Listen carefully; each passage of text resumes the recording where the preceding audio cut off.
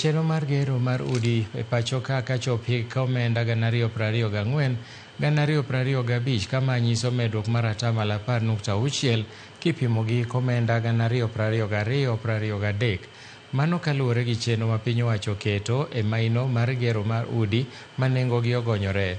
Mari en kaluwore gi nonro mar Kenya National Bureau of Statistics. Lydia Okeo nigi ler mathoth.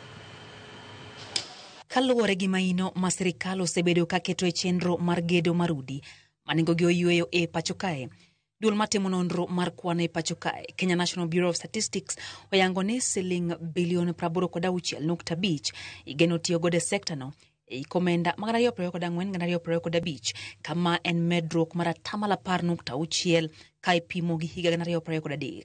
Medruok e kwan omenda go nenore ka gima noloso thuolo mag tije ne oganda, ka kwan oganda manoyudo tije e bwo chenro no nomedre ka oya jotije 9,700 e higa 2023 nyaka jotije 9,900 e higa 2024. Kaluwore gi ripodno mar KNBS, sekta mar gedo mar ute mag ji giwegi to pod nondiko oganda modhuro ka ipimo kod kuonde gedo mag piny owacho. Kata kamano, kwan oganda matiyo e sekta mar ji giwegi ne odok piny ka oya e ji 226,300 e higa mar 2023 nyaka ji 223,400 e higa mar 2024.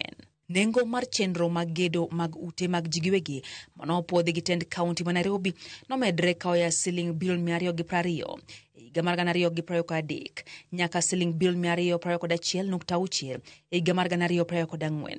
Ka nengo mar ute mag piny owacho manotii gi migawo mar gedo mag ute nodok piny ka oya siling bilion 11 e higa mar 2023 nyaka siling bilion 4 e higa mar 2024.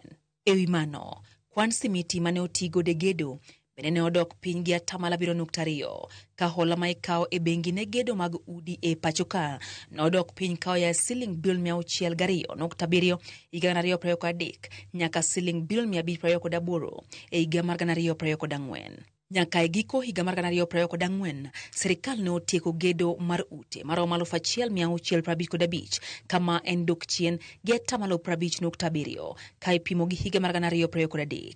Gedo mar ute ma nengogi ogonyore osebedo ka kelo ng'ure pacho kae e kind oganda ma jotije e thurka ma osebedi ka ing'ado omenda e osachgi mar konyo e gero utego.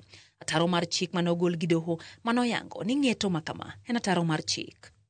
Lydia Okeo, Ramogi TV, Nairobi.